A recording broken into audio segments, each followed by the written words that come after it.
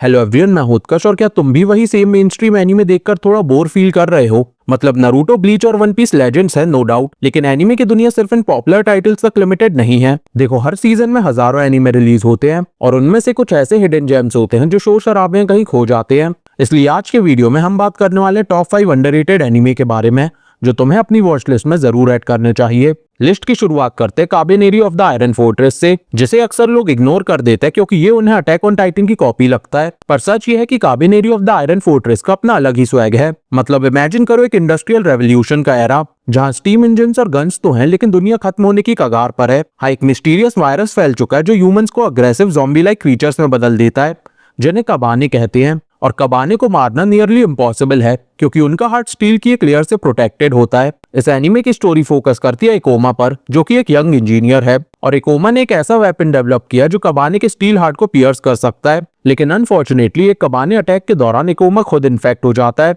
पर वो वायरस को अपने दिमाग तक पहुंचने से रोक लेता है। और इसलिए अब वो ना ह्यूमन है और ना ही कबाने, वो एक काबानेरी बन चुका है, जिसका मतलब आधा इंसान और आधा मॉन्स्टर होता है।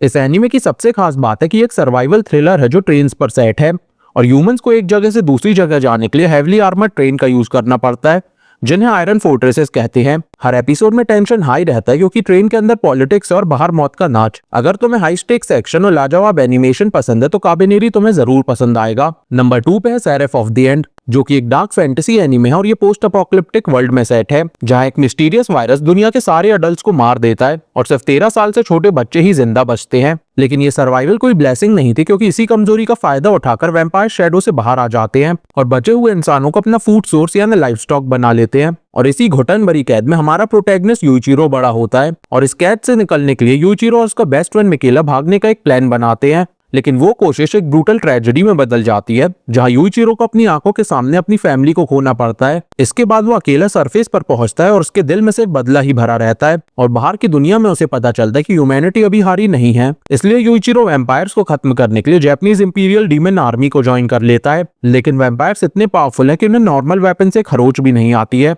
और उन्हें हराने के लिए यूइचिरो को कस्ट गियर मास्टर करना पड़ता है। और कस्ट गियर ऐसे वेपन्स हैं जिनमें पावरफुल डीमंस कैद होते हैं। ये एनीमे सिर्फ लड़ाई के बारे में नहीं है बल्कि ये दिखाता है कि अपने लव्ड वंस को बचाने के लिए इंसान किस हद तक गिर सकता है। थर्ड नंबर पर है ब्लू एक्सॉर्सिस्ट, एक क्लासिक शोनेन एनीमे जो काफी पॉपुलर होने के बाद भी आजकल के कॉन्वर्सेशंस में कम सुनाई देता है। ये कहानी रिन ओकुमुरा की है जो एक नॉर्मल टीनेजर लगता है, थोड़ा अग्रेसिव, थोड़ा केयरलेस पर दिल का साफ। लेकिन उसकी लाइफ तब पलट जाती है जब उसे पता चलता है कि वो सेटन का बेटा है। और इस एनीमे में दुनिया 2 पार्ट्स में डिवाइडेड है, असाया जहां इंसान रहते हैं और गहना जहां डीमंस रहते हैं। सेटन असाया को कॉन्कर करना चाहता है और इसलिए उसने रिन को पैदा किया है ताकि वो रिन को एक वेसल की तरह यूज कर सके। लेकिन रिन अपने फादर सेटन के प्लान्स को फॉलो करने की बजाय अपना अलग रास्ता चुनता है और जब ट्रेजेडी उसके घर पर स्ट्राइक करती है तब रिन प्रॉमिस करता है कि वो सेटन को खत्म करेगा और ऐसा करने के लिए वो एक एक्सॉर्सिस्ट बनना चाहता है जो डीमंस को मारते हैं। इसके बाद रिन ट्रू क्रॉस एकेडमी ज्वाइन करता है जो कि एक हिडन स्कूल है जहां यंग एक्सॉर्सिस्ट को ट्रेन किया जाता है। लेकिन यहाँ सबसे बड़ा ट्विस्ट ये है कि रिन खुद आधा डीमन है